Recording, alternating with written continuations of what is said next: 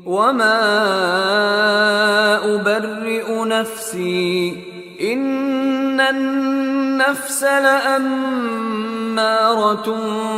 بالسوء إلا ما رحم ربي إن ربي غفور رحيم. وقال الملك ائتوني به أستخلصه لنفسي فلما كلمه قال إنك اليوم لدينا مكين أمين. قال اجعلني على خزائن الأرض إني حفيظ عليم. وكذلك مكنا ليوسف في الأرض يتبوأ منها حيث يشاء نصيب برحمتنا من نشاء ولا نضيع أجر المحسنين ولأجر الآخرة خير للذين آمنوا وكانوا يتقون. وجاء إخوة يوسف فدخلوا عليه فعرفهم وهم له منكرون. ولما جهزهم بجهازهم قال ائتوني بأخ لكم من أبيكم ألا ترون أني أوفي الكيل وأنا خير المنزلين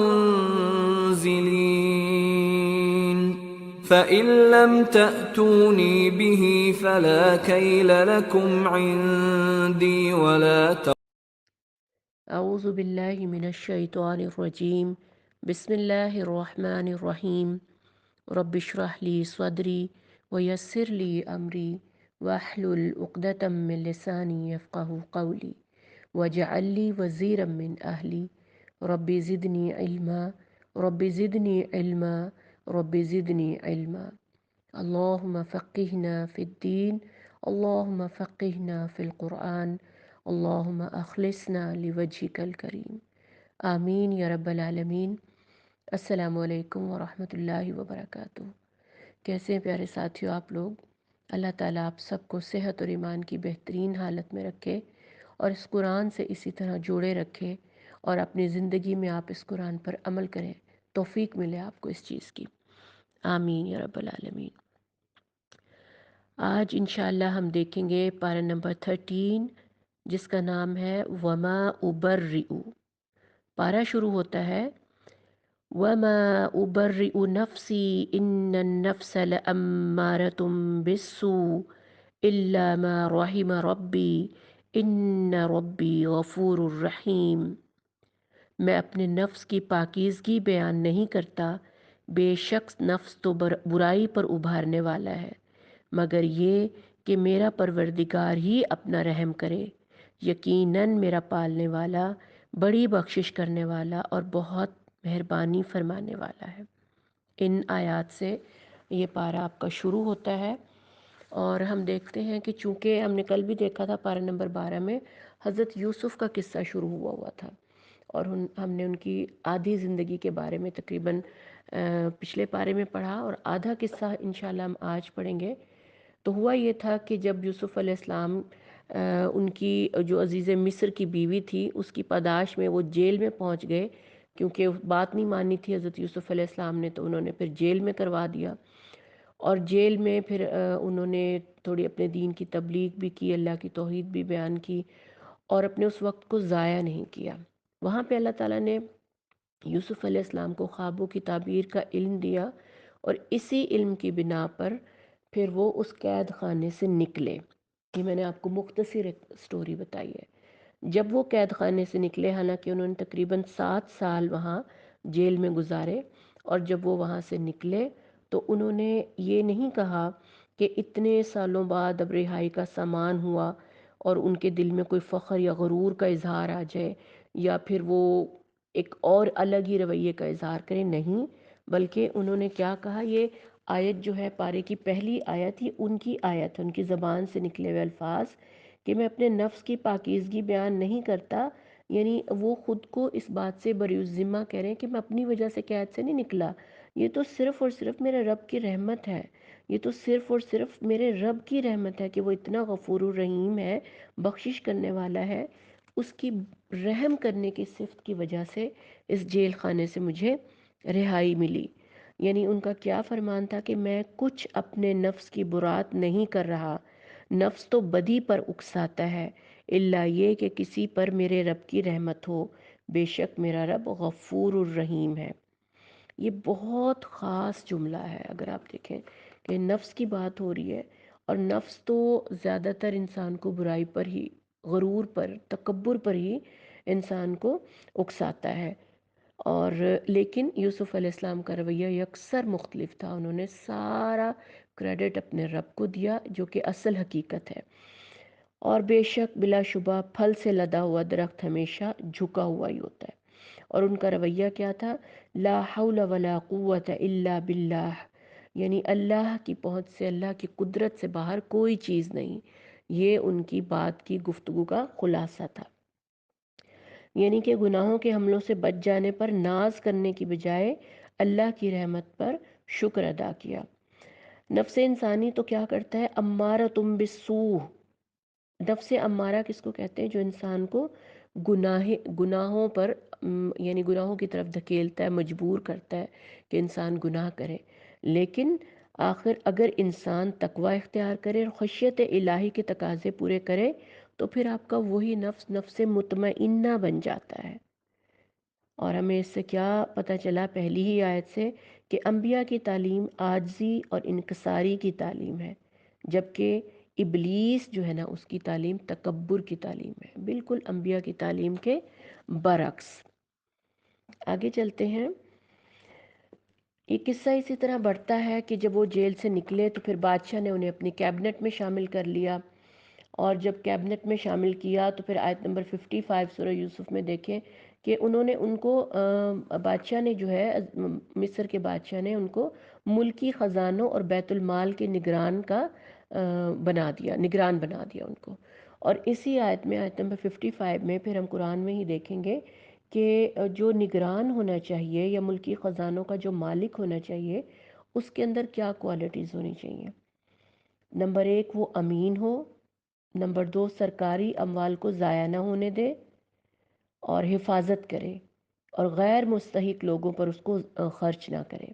نمبر 3، وہ اتنا انٹیلیجنٹ ہو، علم اور فہم رکھتا ہو کہ جہاں جتنی ضرورت ہو اتنا ہی خرچ کرے، نہ ہی کنجوسی کا اور کوتاہی کا مرتکب ہو، اور نہ ہی ضرورت سے زیادہ خرچ کرے، حفیظ بھی ہو اور علیم بھی ہو۔ یہ ساری کوالٹیز دیکھیں آپ قرآن میں بیان کر دی گئی ہیں۔ ہم کیوں نہیں قرآن سے سبق لیتے؟ ہم اس دنیا کے ملکی خزانوں کے مالکوں کی طرف جب دیکھتے ہیں نا، پاکستان کی مثال لے لیں، کیا ہمارے ملک کیوں نہیں ترقی کر پائے، کیوں نہیں ہمارے کلمے کی تفسیر بنے ہمارے ملک؟ کیونکہ ہمارے نگرانوں کا یہ حالات نہیں ہے، وہ قرآن کے اس کیلیبر پر پورے نہیں اترتے جو قرآن میں بتایا گیا ہے کہ ایک نگران، خاص طور پر بیت المال کے نگران کو کیسا ہونا چاہیے۔ اس کے بعد ان کو بیت المال کا نگران مقرر کر دیا گیا، اور آہستہ آہستہ وہ اونچے سے اونچے عہدے پر پہنچتے چلے گئے، اور آخر کار وہ پھر مصر کے بادشاہ بنے، بادشاہت ان کے ہاتھ میں آئی۔ اور جب بادشاہت ان کے ہاتھ میں آئی تو واقعہ آپ نے سارا پورا پڑھا ہی ہوا ہوگا، پھر ان کے بھائی دوسرے ملک میں، وہ کنعان میں تھے، جب وہاں پہ قحط پڑا، وہ غلہ لینے آئے، انہوں نے اپنے بھائیوں کو پہچان لیا، اور پھر انہوں نے یہ شرط رکھی کہ اگر تم بہانے سے، یعنی انہوں نے بہانے سے شرط رکھی کہ جو تمہارا سب سے چھوٹا بھائی ہے اگر اس کو لے کر آؤ گے تو پھر میں غلہ تمہیں زیادہ بھر کر دوں گا اگلے سال، یعنی کہ تم جاؤ اور اس کو بھی لے کر آؤ تو میں تمہیں بھر بھر کر غلہ دوں گا۔ تو انہوں نے، بیٹوں نے جا کر یعقوب علیہ السلام کو کہا، یعقوب علیہ السلام جو تھے وہ اندھے ہو چکے تھے بیٹے کی جدائی میں، غم میں، اتنا ان کو صبر کرنا پڑا تھا، اور ان کی آنکھیں بھی جا چکی تھیں۔ اچھا، کل جو میں آپ کو ذکر کر رہی تھی کہ حضرت ابراہیم علیہ، کل ایک چھوٹی سی مجھ سے مسٹیک ہوئی کہ یوسف علیہ السلام کے والد کے حوالے سے نا میرے منہ سے یہ نکلا کہ حضرت ابراہیم کے 2 بیٹے تھے، حضرت اسماعیل اور حضرت یعقوب۔ نہیں، ان کے دوسرے بیٹے کا نام حضرت اسحاق تھا، اور اسحاق کے بیٹے یعقوب، اور یعقوب کے بیٹے پھر یوسف علیہ السلام تھے۔ یہ ذرا کریکشن میں آپ کی کرنا چاہتی تھی۔ اچھا جی، پھر کیا ہوا کہ بیٹوں نے جا کر باپ کو کہا کہ بنیامین کو ہمارے ساتھ بھیج دو تاکہ ہمیں غلہ زیادہ لے کر آئیں۔ اور حضرت یعقوب نے پھر کیا کیا کہ انہوں نے یہ نہیں کیا کہ جیسے حضرت یوسف کو کھو دیا تھا انہوں نے، کہ وہ کسی خوف میں پڑ جائیں اور اپنے بیٹوں پہ پھر اعتماد نہ کریں۔ انہوں نے اعتماد تو کر لیا، لیکن انہوں نے ساتھ ہی دعا بھی کی، بہت ہی خوبصورت، بہت ہی پیاری دعا۔ آیت نمبر 65 سورہ یوسف میں انہوں نے کیا کہا؟ فَاللَّهُ خَيْرٌ حَافِظًا وَهُوَ أَرْحَمُ الرَّاحِمِينَ، یعنی بیٹوں کو انکار بھی نہیں کیا، مجبوراً بھیجنا پڑا تو ساتھ ہی اللہ پر اعتماد کیا، کسی انسان پر نہیں بلکہ اللہ پر اعتماد کیا۔ فَاللَّهُ خَيْرٌ حَافِظًا وَهُوَ أَرْحَمُ الراحمین۔ یہ بہت ہی اچھی دعا ہے، اور جب بھی آپ اپنے بچوں کو کہیں بھیجیں، جب آپ نے بھروسہ کرنا ہے تو اللہ پر ہی کرنا ہے۔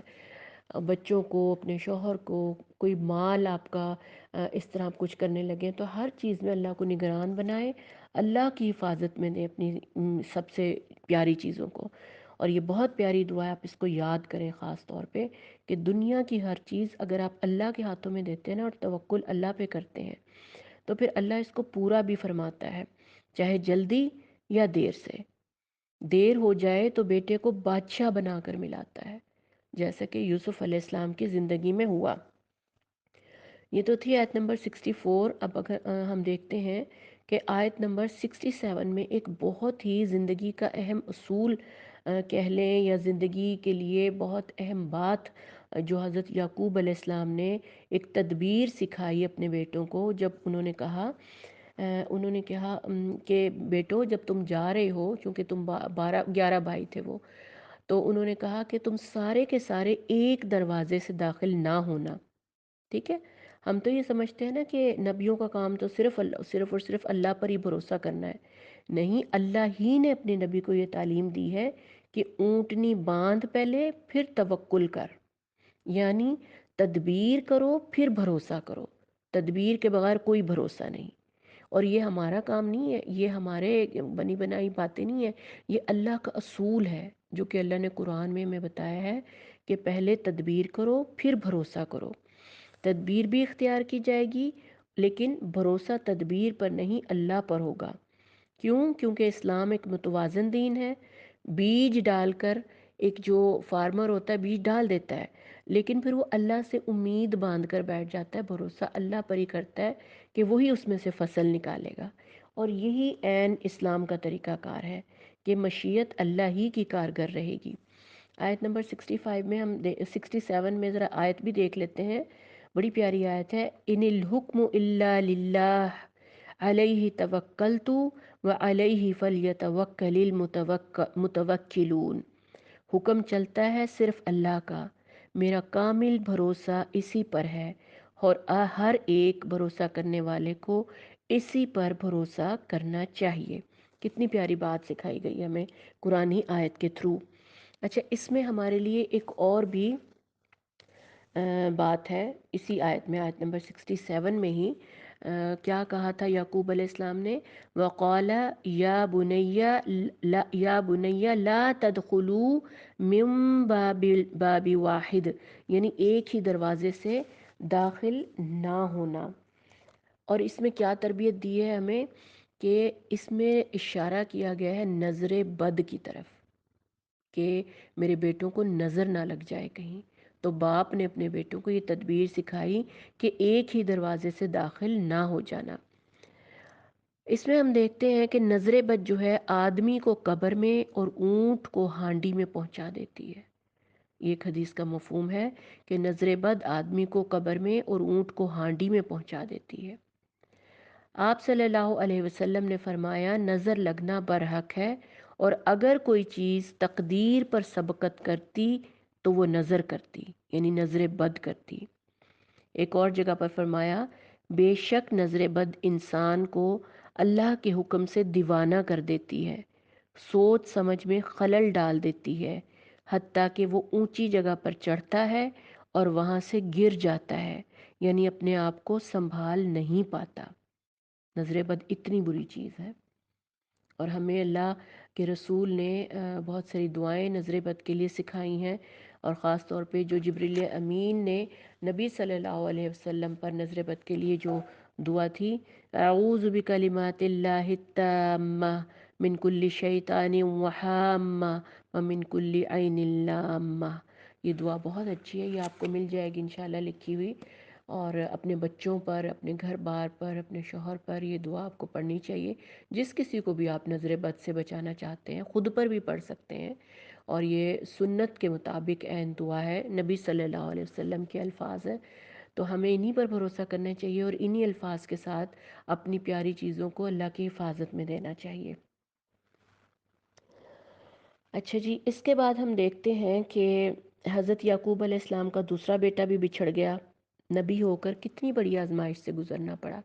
ہم پہ چھوٹی چھوٹی آزمائشیں آتی ہیں، ہم چیخنے چلانے لگتے ہیں، ہمارے ساتھ یہ کیوں ہوا، ہماری ہی آزمائشیں کیوں ہوتی ہیں، میرے ساتھ ہی کیوں کیا اللہ نے ایسا۔ کتنی برے کلمات ہم اپنے زبان سے نکالتے ہیں نا۔ اللہ تعالیٰ کتنے ناراض ہوتے ہوں گے اس رویے پر، کیونکہ یہ اللہ کا پسندیدہ رویہ نہیں ہے کہ آزمائش آنے پر شکوہ شکایت کی جائے۔ بات دراصل یہ ہے کہ جن کے رتبے بڑے ہوتے ہیں نا، ان کی آزمائشیں بھی بڑی ہوتی ہیں۔ جو اللہ کے پیارے ہوتے ہیں ان کی آزمائشیں بھی بڑی ہوتی ہیں۔ جتنا اونچا مقام ہوگا اتنا ہی بڑا امتحان ہوگا، اور یہی فرق ہے عام انسان میں اور انبیاء کے درمیان۔ ہم چھوٹے چھوٹے امتحانوں پر چلا اٹھتے ہیں، اور وہ سال ہر سال کی جدائی میں بھی غم سے گھٹے جا رہے ہیں، لیکن اللہ سے شکوہ نہیں کرتے۔ حضرت یعقوب علیہ السلام کی آنکھیں سفید پڑ گئیں، لیکن اتنا ایمان افروز جملہ انہوں نے فرمایا، اور یہ بھی ایک بہت بڑی دعا ہے کہ میں اپنی پریشانی اور اپنے غم کی فریاد اللہ کے سوا کسی سے نہیں کرتا۔ انما اشکو بسی وحزنی اللہ، انما اشکو بسی وحزنی اللہ۔ میں جب بھی یہ دعا پڑھتی ہوں نا، میرا سینہ پھٹ جاتا ہے، اور مجھے سیرت طیبہ کا وہ واقعہ یاد آ جاتا ہے کہ جب محمد صلی اللہ علیہ وسلم کے بیٹے ابراہیم کی وفات ہوئی، اور وہ ان کو بہت پیارے بھی تھے، چھوٹی ہی عمر میں وفات پا گئے۔ اس کے بعد ان کا کوئی بیٹا نہیں ہوا، جتنے بھی بیٹے ہوئے تھے وہ ان کے فوت ہو گئے تھے، اور یہ آئی تھنک دوسرے یا تیسرے بیٹے تھے۔ جب ان کی وفات ہوئی تو گود میں ان کو لٹایا، اور نبی صلی اللہ علیہ وسلم کی آنکھوں سے آنسو صرف بہہ رہے تھے، بے آواز آنسو ہوتے ہیں جو، اور وہ یہی کہتے تھے رب سے، انما اشکو بسی وحزنی اللہ، اے اللہ میں اپنے دکھ کا ذکر صرف تجھ سے کرتا ہوں، میں اپنی پریشانی اور اپنے غم کی اس فریاد اللہ کے سوا کسی سے نہیں کرتا۔ جب آپ امیجن کرتے ہیں نا وہ واقعہ، تو انسان کا دل پھٹ جاتا ہے۔ یعقوب علیہ السلام نے بھی یہی رویہ اختیار کیا، اور یہی دعا انہوں نے پڑھی، اور پھر آگے کہا کہ اے میرے بچوں، یعنی اپنے ہی بیٹوں کو عفو درگزر اور حلم سے مخاطب کرتے ہیں کہ جو آپ کے بیٹے کھو آئے تھے، یعنی یوسف علیہ السلام کو وہ کھو آئے تھے نا، اور اب بنیامین کو بھی انہوں نے ایک طرح سے کوئی دیا تھا کہ پتہ نہیں واپس آئیں گے کہ نہیں، لیکن انہوں نے اللہ پہ بھروسہ کر کے بھیج دیا کہ جاؤ لے جاؤ اس کو۔ یہ سب کچھ اللہ کی طرف سے ہی ہوتا ہے، جو کچھ بھی ہوتا ہے۔ خیر انہوں نے اللہ پہ بھروسہ کر کے ان کو بھیج دیا۔ آگے جا کر کیا ہوا کہ جب حضرت یوسف کے بھائی پہنچے غلہ لینے کے لیے ان کے پاس، حضرت یوسف نے بھائیوں کو اپنی شناخت کرواتے ہوئے اپنی بڑائی نہ جتائی، یعنی جب وہ بنیامین کو لے کر پہنچے تو ان کو اصل حقیقت بتا دی کہ میں تمہارا وہی بھائی یوسف ہوں، اور میں نے تمہیں پہچان لیا ہے۔ نہ ان کو کوئی تانا دیا، نہ اپنی بڑائی جتائی، حتیٰ کہ ان کے کرتوت بھی ان کو یاد نہ دلائے۔ یہی اعلیٰ اخلاق کے نبوی کا تاج ہے، جسے ہم حیرت سے دیکھتے ہیں۔ اللہ اس کا کچھ حصہ ہمیں بھی عطا فرما دے۔ اللہ کا احسان گردانا، صبر اور تقوی کیا، اور اللہ سے ان کے لیے مغفرت کی دعا کی اپنے بھائیوں کے لیے۔ کیا ہماری زندگی میں ایسے رویے کبھی سامنے آئے ہیں کہ جو ہمارے ساتھ اتنا برا کریں؟ یعنی اتنے سالوں کی جدائی باپ کے ساتھ ان کی ہوئی صرف اور صرف ان سوتیلے بھائیوں کی وجہ سے، لیکن نہ ان پر غصہ کیا، نہ طنز اور طعنے کیے، بلکہ ان کو معاف کر دیا اور اللہ سے بھی دعا کی کہ یا اللہ تو بھی ان کو معاف کر دے۔ تھوڑا اور آگے بڑھتے ہیں۔ حضرت یوسف علیہ السلام کے کرتے کی کہانی بڑی لمبی ہے۔ کرتے کی بڑی اہمیت ہے ان کی زندگی میں۔ سب سے پہلے جب وہ چھوٹے تھے اور بھائیوں نے انہیں کنویں میں پھینکا تھا تو جھوٹ موٹ کا خون ان کے کرتے ہی پر لگا کر اور بھیڑیے کی کھا جانے والی کہانی گھڑ کے انہوں نے باپ کو سنائی۔ پھر جب وہ جوان ہوئے تو کرتا ہی عزیز مصر کی بیوی نے پیچھے سے پکڑا اور برائی کی ترغیب دی، اور پھر کرتے ہی نے آپ علیہ السلام کی پاک بازی کی شہادت دی، کیونکہ وہ پیچھے سے پھٹا تھا، اور پیچھے سے پھٹا ہونے کی وجہ سے ان گواہی مل گئی لوگوں کو کہ یہ برائی جو ہے حضرت یوسف نہیں کر رہے تھے بلکہ زلیخا کر رہی تھی، اور کرتا ہی حضرت یعقوب علیہ السلام کی بینائی لٹانے کا سامان بنا۔ کیسے بنا کہ حضرت یوسف علیہ السلام نے وہ کرتا دیا اپنے نہیں، کرتا بھائی لے کر گئے تو انہوں نے نہیں، یوسف علیہ السلام نے کرتا دیا کہ جا کے والد کو دو، انہوں نے وہ کرتا اپنے آنکھوں سے لگایا تو ان کی بینائی لوٹ آئی تھی، اس طرح کی کوئی بات تھی۔ اچھا اب آپ یہ دیکھیں کہ اصل قوت اللہ ہی کے پاس ہے۔ اتنے سال گزر گئے، مصر میں حضرت یوسف کی موجودگی اور قید خانے میں ان کی دکھ درد اور پھر تخت نشینی، کسی بھی واقعے کی خبر حضرت یعقوب علیہ السلام کو نہیں ہوئی۔ پھر یکا یک کرتا مصر سے چلا اور خوشبو کنعان میں پہنچ گئی۔ آپ علیہ السلام، یعقوب علیہ السلام کو اس کی خوشبو، یعنی کرتا ابھی مصر سے چلا ہی تھا کہ اس کی خوشبو، اس پہ جو خون لگا ہوا تھا اس کی خوشبو اور یوسف علیہ السلام کے جسم کی خوشبو یعقوب علیہ السلام کو وہیں بیٹھے مل گئی۔ یعنی اللہ کی ہی یہ قدرت ہوتی ہے کہ جب تک کسی واقعے کو چاہے تو اس کو مخفی رکھے، اور جب کسی واقعے کو چاہے تو اس کی خبر دے دے۔ معجزہ نبی کے اختیار میں بھی نہیں ہوتا۔ یہ سیکھنے کی بات ہے کہ جو معجزے ہوتے ہیں نا، یہ نبی کے اختیار میں بھی نہیں ہوتے، کیونکہ نبی بھی انسان ہی ہوتے ہیں۔ اللہ کا انعام عطا ہوتا ہے تو پھر کرامتوں کے سلسلے شروع ہوتے ہیں۔ حضرت یعقوب علیہ السلام نے بھی جب کرتے سے پتہ چلا کہ یوسف علیہ السلام زندہ ہے، اور انہوں نے بھی پھر بیٹے ان کو معاف کر دیا اور بیٹے ان کو لے کر وہاں پہ چلے گئے، مصر چلے گئے۔ جب وہ مصر چلے گئے تو یوسف علیہ السلام نے رو رو کر اپنے والدین سے، کہتے ہیں کہ یہ سین جو ہے نا، وہ کہتے ہیں کہ اس قدر رقت آمیز تھا جب باپ اور بیٹے ملے، اس قدر رقت آمیز تھا کہ بیان سے باہر ہے۔ جب آپ یوسف علیہ السلام کا قصہ پڑھیں گے نا، ایک ایک لفظ، ایک ایک واقعہ اس کا پڑھنے کا ہے۔ تو انہوں نے اپنے والدین کو بٹھایا، تخت پر بٹھایا، بھائیوں نے ان کو سجدہ کیا، اور پھر یہ سجدہ جو تھا یہ تعظیمی تھا، اور یہ کوئی نیچے گر جانے والا سجدہ نہیں تھا، بلکہ یہ خواب کی تعبیر اصل میں سامنے آئی تھی، اور انہوں نے یہ ہلکا جھکنے والا ایک قسم کا سجدہ تھا۔ اور یہ یعنی کہ یہاں پر یوسف علیہ السلام کی کہانی جو ہے وہ آپ کی مکمل ہوتی ہے، اور اس میں سے ہم نے بہت سارے سبق سیکھنے ہیں۔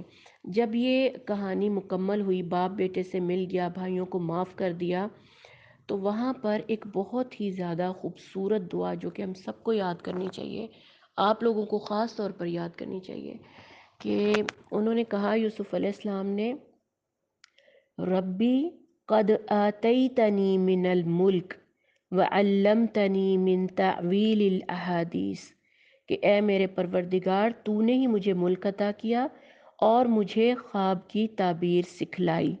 اب آگے سے ان کی دعا شروع ہوتی ہے، اللہم فاطر السماوات والارض انت ولی فی الدنیا والآخرہ توفنی مسلما والحقنی بالصالحین، کہ آسمان اور زمین کے پیدا کرنے والے، دنیا اور آخرت میں میرا دوست تو ہی ہے، مجھے دنیا سے بلانا، حالت اسلام میں بلانا، حالت اسلام میں شامل فرمانا، نیک لوگوں میں شامل فرمانا۔ یعنی کہ جب مجھے موت دے تو نیک لوگوں میں ہی مجھے اٹھانا۔ یہ بہت اچھی دعا ہے کہ اللہم فاطر السماوات والارض انت ولی فی الدنیا والآخرہ، کہ یا اللہ تیرے سوا اس دنیا اور آخرت میں میرا کوئی دوست نہیں۔ یہ بہت ہی خوبصورت بہترین دعا ہے جو آپ سب کو یاد کرنی چاہیے۔ اچھا جی، ہم دیکھتے ہیں کہ حضرت یوسف کے پورے کیریکٹر سے ہم نے کیا سیکھنا ہے اور حضرت یعقوب کے کیریکٹر سے ہم نے کیا سیکھنا ہے۔ یہاں پر پھر ہماری یوسف علیہ السلام کا قصہ مکمل ہو جائے گا۔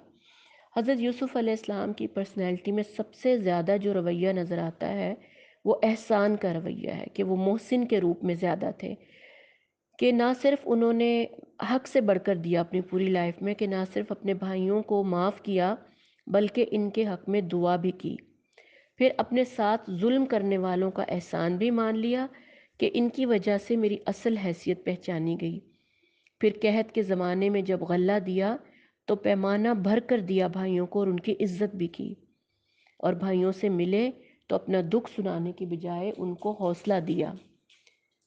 اس کے علاوہ جب بادشاہ کے سامنے جب وہ کرتا پکڑنے والا جب وہ برائی کا واقعہ آیا تو عزیز مصر کی بیوی کا نام نہ لیا، اس کی عزت رکھ لی، اور قید خانے میں بھی محسن کا رویہ اختیار کیا۔ اسی طرح حضرت یعقوب کے کیریکٹر سے ہمیں پتہ چلتا ہے کہ صبر جمیل کیا ہوتا ہے۔ جیسا کہ حضرت یعقوب نے کیا کیا تھا کہ صبر جمیل کیا تھا اپنے بیٹے کی جدائی پر، ہے نا، صبر جمیل کیا تھا انہوں نے۔ صبر جمیل کیا ہوتا ہے کہ اللہ کے فیصلوں کو قبول کریں، زبان پر شکایت نہ لائیں، آپ کے ہاتھ پاؤں سے کوئی خلاف وقار حرکت سرزد نہ ہو، ہر جگہ اللہ ہی سے دعا کی جائے اور اپنی مصیبت کا ذکر لوگوں سے نہ کریں، منفی رویوں سے بچیں۔ اور صبر کون سا ہوتا ہے؟ صبر اول سے لے کر آخر وقت تک ہر معاملے میں۔ یہ نہ ہو کہ آپ صبر کر تو لیں لیکن پھر آپ کچھ عرصے کے بعد اپنی قوت کھو دیں اور رونے پیٹنے لگ جائیں۔ حضرت یوسف علیہ السلام نے کہاں کہاں صبر کیا، ہم یہ دیکھتے ہیں کہ جب باپ سے جدا ہوئے، جب کنویں میں ڈالے گئے، جب 20 درہم میں ان کو بیچا گیا، پھر جب قید خانے میں ڈالے گئے، اور جب بھائیوں نے چوری کے الزام لگائے، ہر جگہ انہوں نے صبر کیا۔ یہ تھا یوسف علیہ السلام کا قصہ۔ اللہ تعالی ہمیں اور آپ کو ان سے کچھ سیکھنے کی توفیق عطا فرمائے۔ سیکھنے کو بہت کچھ ہے اگر ہم اپنے دلوں میں وسعت ڈالیں، سیکھیں اور عمل کی خواہش لائیں، اللہ سے توفیق مانگیں تو انشاءاللہ توفیق ملے گی۔ آگے بڑھتے ہیں، سورہ رعد شروع ہوتی ہے۔ سورہ رعد آیت نمبر 2 میں ہم دیکھتے ہیں اللہ تعالیٰ ہمیں کیا سکھا رہا ہے۔ یدبر الامر، یعنی مینجمنٹ، نگرانی کے تمام امور کی باتیں ہمیں اللہ تعالیٰ سمجھا رہا ہے کہ تمام کاموں کی تدبیر کرنے والا، سورج چاند کا نظام، دن کے اوقات، رات کا آنا جانا، پانی اور ہوا کا انتظام، ہر مخلوق کی ضرورت پوری فرمانا اللہ ہی کا کام ہے۔ وہ بہترین یدبر الامر ہے، بہترین مینجمنٹ کرنے والا ہے، پہاڑوں کے کھوٹے گاڑ دینے والا، دریا بہانے والا۔ لیکن ہم اللہ کی رحمت پہ غور نہیں کرتے، انعامات پہ غور نہیں کرتے۔ دنیا میں چھوٹے چھوٹے بل گیٹس اور لوگوں سے ہم متاثر ہو جاتے ہیں کہ وہ بڑی بڑی شخصیت ہے، لیکن اللہ کی مینجمنٹ پہ، اللہ کے یدبر الامر ہونے پہ ہم غور ہی نہیں کرتے اور نہ ہی اس کو ہم اپنے تدبر میں لے کر آتے ہیں۔ آگے چلتے ہیں، سورہ الرعد آیت نمبر 4۔ اس میں اللہ تعالیٰ ہمیں زراعت اور بایولوجی کی باتیں کچھ بتا رہے ہیں اللہ تعالیٰ، کہ مثلا زمین ایک ہی ہوتی ہے، پانی سیراب کرتا ہے لیکن اگنے والے پھل جدا جدا ذائقہ رکھتے ہیں۔ وہیں پہ کڑوا کریلا اگتا ہے، وہیں آم کا درخت، ساری مٹھاس لیے ہوئے۔ ایک ہی طرح کا پانی سیراب ہوتا ہے، اسی سے کھٹے لیموں بھی بنتے ہیں اور اسی سے میٹھے پھل بھی۔ یہ سب کچھ پڑھ کر بھی اگر آپ کی آنکھوں میں پہچان نہ اترے تو پھر کیا کیا جا سکتا ہے؟ پھر تو آپ کے دل بند ہیں۔ دل کیوں بند ہوتے ہیں؟ کیونکہ آپ اپنے دل کو کھولتے ہی نہیں ہیں، قرآن کو جذب کرنے کی صلاحیت اپنے اندر پیدا ہی نہیں کرتے ہیں۔ اس کے لیے اللہ سے توفیق مانگیں، دعائیں مانگیں اور اس قرآن سے محبت کریں تاکہ یہ جو علم آپ پڑھ بھی رہے ہیں یہ آپ کے دل اور جان اور روح میں جذب ہو سکے۔ اس کے بعد ہم دیکھتے ہیں کہ آیت نمبر 16، بارش کو ہر ندی نالا اپنے ظرف کے مطابق سمو کر چلتا ہے، اس بات کا کیا مطلب ہوا؟ اس کا یہ مطلب ہے کہ قرآن اللہ کی جانب سے باران رحمت ہے، دل اپنی استطاعت کے مطابق اسے قبول کرتا ہے۔ یعنی قرآن تو سب کے لیے ہی باران رحمت ہے، رحمت کی بارش ہے، ہر دل اپنی استطاعت کے مطابق اسے قبول کرتا ہے۔ اگر آپ پیالی رکھیں گے تو پیالی بھر جائے گی، اگر ٹب رکھیں گے تو ٹب بھر جائے گا۔ اگر دل میں تھوڑی آپ گنجائش ڈالیں گے، تھوڑی محبت کریں گے تو تھوڑی ہدایت ملے گی۔ دل بڑا کر لیں، وسعت پیدا کریں تو ایمان اور علم آپ کو زیادہ دے گا اللہ تعالیٰ۔ ہر ظرف اور پیمانے وسیع کرنے کی ضرورت ہے، جیسے کہ صحابہ کرام کے دل تھے نا۔ منافق کیسا ہوتا ہے کہ منافق اور کافر تو جھاگ اور خس و خاشاک کی مانند پانی کی تہہ پہ آ جاتے ہیں۔ وہ تو یعنی کہ ان کا تو کوئی حساب کتاب ہی نہیں ہے، ان کے دلوں میں قرآن نہیں اترا کرتے، ان کے دلوں میں اللہ تعالیٰ کی باتیں نہیں اترا کرتی ہیں۔ ایک حدیث کا مفہوم دیکھ لیتے ہیں۔ سورہ رعد آیت نمبر 16، حضرت ابو موسیٰ اشعری روایت کرتے ہیں کہ نبی صلی اللہ علیہ وسلم نے فرمایا، جو شخص اپنے رب کا ذکر کرتا ہے اس کے مقابلے میں جو اپنے رب کا ذکر نہیں کرتا ایسے ہی ہے جیسے مردہ اور زندہ۔ حضرت عائشہ فرماتی ہیں کہ نبی صلی اللہ علیہ وسلم نے فرمایا، قیامت کے دن جس شخص سے حساب لیا جائے گا وہ تباہ ہوا۔ آپ فرماتی ہیں، میں نے کہا اللہ تعالیٰ تو فرماتا ہے کہ جس کو اعمال نامہ دائیں ہاتھ میں دیا جائے گا اس سے جلد آسان حساب لیا جائے گا۔ تو نبی صلی اللہ علیہ وسلم نے فرمایا، یہ محض پیشی ہوگی، اور جس کے حساب کی تحقیق شروع ہو گئی سمجھ لو کہ وہ مارا گیا، سمجھ لو کہ وہ مارا گیا۔ کتنی بڑی بات ہے۔ آگے آیت نمبر 19 اور 20 میں دیکھیں، اللہ تعالیٰ نے اولو الالباب کا ذکر کیا ہے۔ ہم دیکھتے ہیں کہ اولو الالباب کون ہوتے ہیں۔ اللہ تعالیٰ نے ان کی نشانیاں ہمیں قرآن میں ہی بتا دی ہیں۔ نمبر 1، جو اللہ کے ساتھ عہد کو پورا کرتے ہیں۔ کون سا عہد؟ ایک تو وہ عہد جو ہم نے آسمانوں پر عہد الست کیا تھا وہ، اور دوسرا اس دنیا میں آنے کے بعد کلمہ پڑھنے کا عہد۔ کلمہ پڑھ کر ہم کچھ پابندیوں کے حصار میں آتے ہیں نا، اللہ سے اپنی لائلٹی کے اس میں آ جاتے ہیں نا۔ تو اللہ تعالیٰ کہتے ہیں کہ اللہ کے ساتھ عہد کو پورا کرنا، بین الانسانی روابط کو برقرار رکھنا، یعنی دوسری شرط کیا ہے؟ حسن معاشرت، یعنی اللہ کے بندوں کے ساتھ اچھا معاملہ کرنا۔ نمبر 3 پہ ہے اولو الالباب کون ہوتے ہیں؟ اللہ کے حضور حساب دینے سے ڈرتے ہیں۔ چوتھے نمبر پر وہ صبر کرتے ہیں، گناہوں سے بچنے پر صبر کرتے ہیں، اطاعت کرنے میں اور مصیبتوں میں بھی صبر کرتے ہیں۔ 5ویں نمبر پر نشانی ہے نماز قائم کرتے ہیں۔ 6 نمبر پر ہے اللہ کے عطا کردہ رزق میں سے خرچ کرتے ہیں، خفیہ اور اعلانیہ، یعنی فرائض اور نفل دونوں طرح کے صدقات اور خیرات کرتے ہیں۔ نمبر 7، برائی کا جواب برائی سے نہیں بھلائی سے دیتے ہیں۔ یہ کتنی خوبصورت باتیں اللہ تعالیٰ نے اولو الالباب کی نشانیاں ہمیں قرآن میں بتائی ہیں۔ آپ ان میں سے دیکھیں کہ ان میں سے کون کون سی باتیں آپ کے اندر ہیں۔ کیا آپ اولو الالباب بننا چاہتے ہیں؟ اللہ کے پسندیدہ بندے، عقل والے بندے۔ اولو الالباب کس کو کہا جاتا ہے؟ دانش مند لوگوں کو، عقل مند لوگوں کو، سمارٹ پیپل۔ آگے چلتے ہیں سورۃ الرعد آیت نمبر 28۔ اس میں کیا کہا گیا؟ آیت پڑھتی ہوں میں پہلے آپ کے سامنے۔ الذین آمنوا وتطمئن قلوبهم بذکر اللہ الا بذکر اللہ تطمئن القلوب۔ جو لوگ ایمان لائے ان کے دل اللہ کے ذکر سے اطمینان حاصل کرتے ہیں۔ یاد رکھو دل کو چین ملتا ہے تو اللہ ہی کے ذکر سے ملتا ہے۔ اب ہمیں دنیا کیا کہتی ہے، قرآن کیا کہتا ہے اور دنیا کیا کہتی ہے؟ دنیا تو کہتی ہے کہ آج کا دور ڈپریشن ہے اور مختلف نفسیاتی بیماریوں کا دور ہے، اور وہ کہتے ہیں کہ اگر ایسے شخص کو دھیمے سروں کی موسیقی سنوائی جائے، ہلکے ہلکے گانے، مزاحیہ فلمیں، ڈرامے دکھائے جائیں تو پھر بندہ ریلیکس ہوتا ہے، موسیقی سنتا ہے، میوزک سنتا ہے آنکھیں بند کر کے، اس کو ریلیکسیشن ملتی ہے۔ بالکل نہیں، قرآن کہتا ہے خبردار، اللہ کی یاد ہی وہ چیز ہے جس سے دلوں کو اطمینان نصیب ہوتا ہے۔ یہ جو تھیوری تھی نا کہ یہ ساری مغرب کی طرف سے ہمیں ملی ہے کہ موسیقی روح کی غذا ہے، یہ شیکسپیئر کا قول ہے جو کفار سے ہمارے ہاں زبان زد عام ہو گیا۔ یہ کافر جو ہے نا، ان کے روح کی غذا ساری غذائیں موسیقی ہوگی، ہماری نہیں ہو سکتی، ہمارا اس سے کوئی سروکار نہیں۔ ہماری روح کی بے چینیاں تو اللہ کی دوری کی بنا پر ہیں۔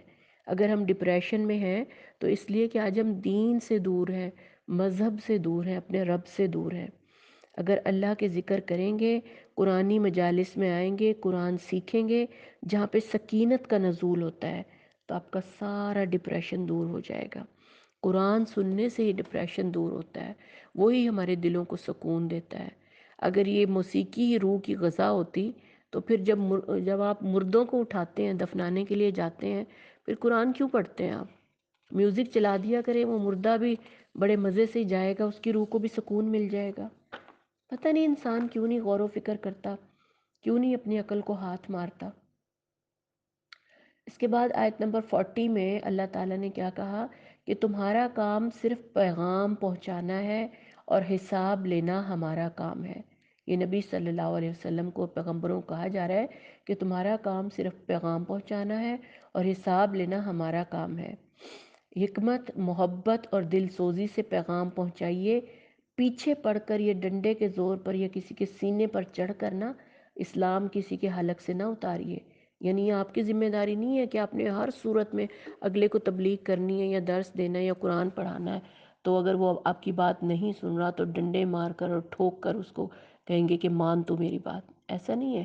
ایک تعلیم دینے والے کا کام ہے کہ محبت اور دل سوزی سے اپنا کام کرے۔ ہدایت دینا تو صرف اور صرف اللہ کا کام ہے۔ سورہ رعد ایک مختصر سی صورت تھی، اب آگے شروع ہوتی ہے سورہ ابراہیم۔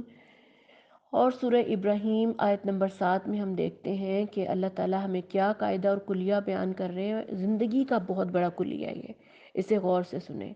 اگر تم شکر گزار بنو گے تو میں تم کو اور زیادہ نوازوں گا، اور اگر کفران نعمت کرو گے تو میری سزا بہت سخت ہے۔ اب اس دنیا کی ہی مثال لے لیتے ہیں۔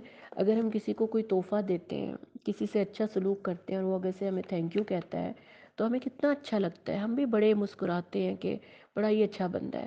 لیکن اگر وہ آگے سے ہم کسی کو گفٹ دیں اور تھینک یو بھی نہ بولے، ہمیں بڑی امید رہتی ہے کئی دن تک کہ کب وہ ہمارا شکریہ ادا کرے گا۔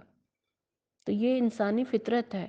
یہ اللہ بھی ہمیں یہی کہہ رہا ہے کہ اگر شکر ادا کرو گے تو میں تمہیں اور زیادہ دوں گا، اگر نہیں کرو گے تو تم سے نعمت چھین لوں گا۔ دنیا میں بھی تو یہی ہے نا کہ آپ اگر کوئی آپ کا تھینک یو کرتا ہے تو اور زیادہ دینے کو دل کرتا ہے۔ جیسے آپ کے ملازم ہی اگر وہ آپ کے تھینک فل ہوتے ہیں، آپ انہیں کچھ گفٹنگ کرتے ہیں، کچھ پیسے وغیرہ دیتے ہیں اور وہ آگے سے بڑے وہ ہو جائیں تو آپ کا دل اور کرتا ہے کہ اس کو اور دے۔ لیکن اگر وہ آگے سے ہٹ درم اور سخت مزاج ہوں تو آپ کا بھی دل نہیں کرتا۔ تو یہی اصول ہماری زندگی کا اللہ نے ہمیں بتایا ہے۔ اس کے بعد آگے چلتے ہیں سورہ ابراہیم آیت نمبر 15 سے لے کے 17 تک۔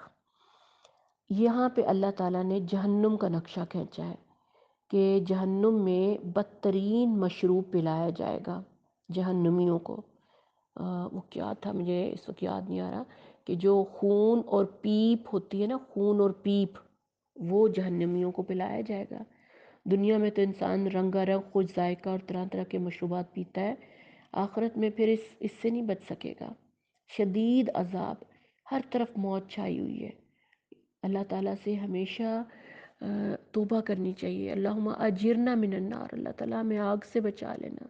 اور دو دعائیں آج ہی میں نے بڑی خوبصورت پڑھی کہ اللہم انی اسألک حسن الخاتمہ، اللہم انی اسألک توبۃ النصوح قبل الموت، کہ یا اللہ موت سے پہلے مجھے توبۃ النصوح عطا فرما۔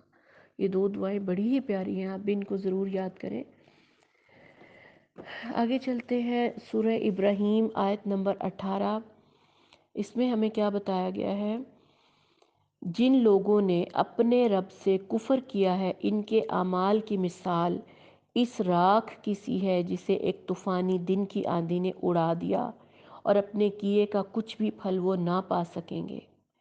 اس میں کون سی مثال پیش کی ہے؟ اس میں نا دو چیزوں کے ذریعے ہمیں دنیا کی مثال سمجھائی گئی ہے، ایک ہے کلمہ طیبہ اور ایک ہے کلمہ خبیثہ۔ جو مومن کی مثال ہوتی ہے نا، مومن کو تشبیہ دی گئی ہے کلمہ طیبہ سے۔ کلمہ طیبہ ہم دیکھ لیتے ہیں کہ کیا ہوتا ہے۔ کلمہ مومن کی مثال کو شجر طیبہ کہا گیا ہے، یعنی کہ اس درخت سے مثال دی گئی ہے جس کا بیج ایمان ہو۔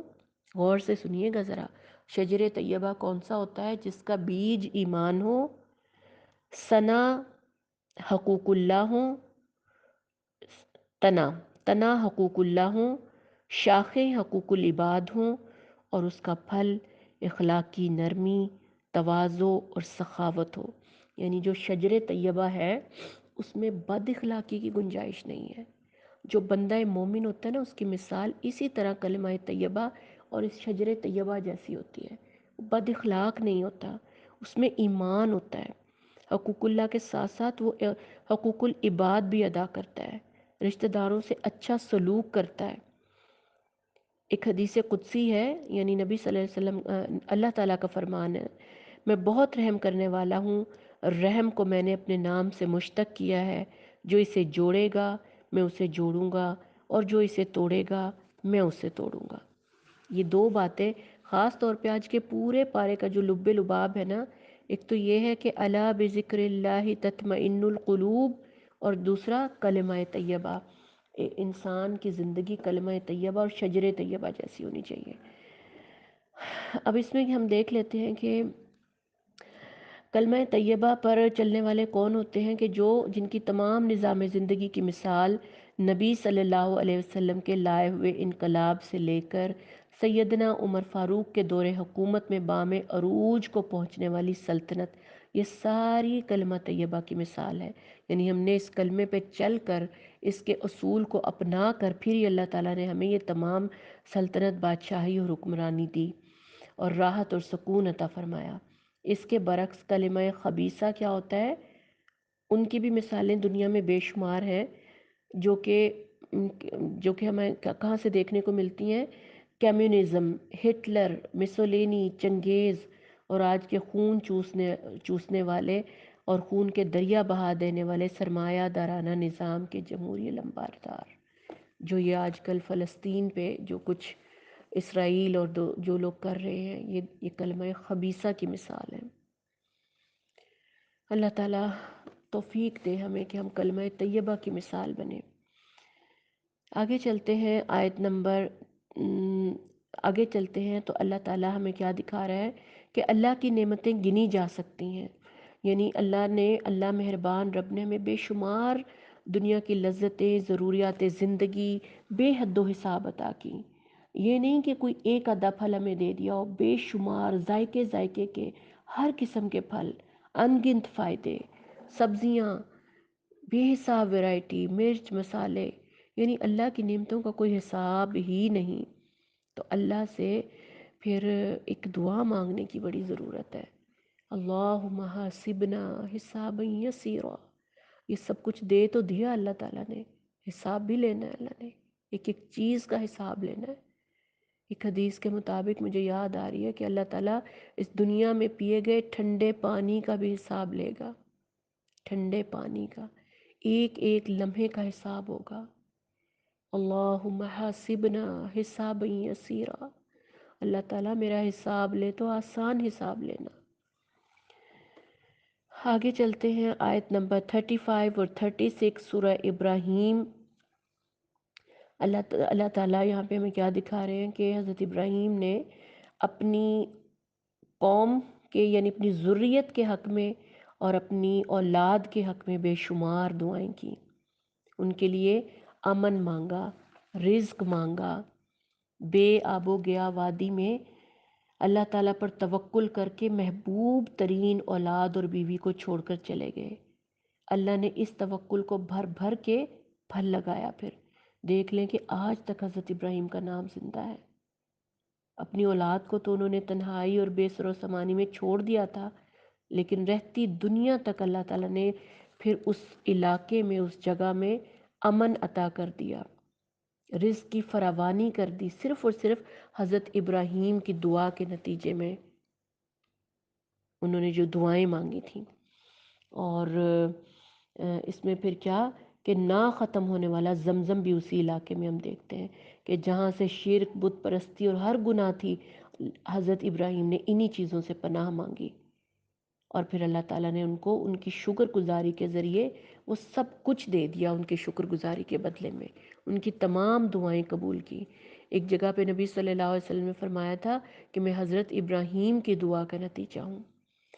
پھر ہم دیکھتے ہیں کہ حضرت ابراہیم نے اپنی اولاد کے لیے بھی بہت دعائیں مانگی، اور ہمیں بھی چاہیے کہ ہم صرف اپنے لیے ہی دعا نہ مانگیں بلکہ اپنی نسلوں کی دعاؤں کے لیے بھی، نسلوں کے لیے بھی دعائیں مانگیں کہ یا اللہ تعالیٰ قیامت تک ہماری نسلوں میں ایمان قائم رکھنا، یا اللہ قیامت تک میری نسلوں میں میرے لیے صدقہ جاریہ پیدا کرنا، یا رب ذوالجلال والاکرام ہماری نسلوں میں اذان دینے والے، رکوع اور سجود کرنے والے، قرآن پڑھنے اور پڑھانے والے پیدا کرنا. یہ دعائیں مانگا کریں آپ اپنی دعاؤں میں. صرف اپنی جو اس وقت حال میں آپ کی اولاد ہے صرف اس کے لیے ہی نہیں، اس کے لیے تو مانگنی ہی مانگنی ہے. اپنی نسلوں کے سنور جانے کی دعا مانگا کریں. آخری بات، یہ ہمارا پارہ مکمل ہو گیا یہاں پر، اور اللہ تعالیٰ نے ہمیں یہاں اس بارے میں ہمیں بہت ساری چیزیں، اس بارے میں خاص طور پہ دعائیں بہت ساری ہیں، اور میرا دل کرتا ہے کہ آپ یہ ساری دعائیں یاد کریں، خاص طور پہ جو حضرت ابراہیم نے مانگی، جو حضرت یوسف علیہ السلام نے مانگی. کتنی پیاری پیاری دعائیں ہیں. اللہ تعالیٰ سے یہ دعا ہے کہ یا اللہ ہمیں اس قرآن سے ایک ایک لفظ میں سے اسباق نکالنے اور انہیں اپنی زندگی میں لانے اور عمل کرنے کی توفیق عطا فرما. یا اللہ تعالیٰ تو ہمیں اس قرآن میں کھپا دے، اس کی محبت ہمیں دے دے.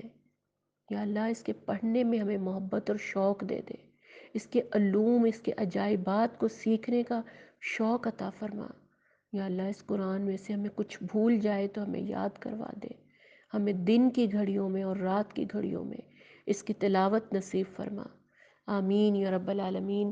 السلام علیکم ورحمۃ اللہ وبرکاتہ.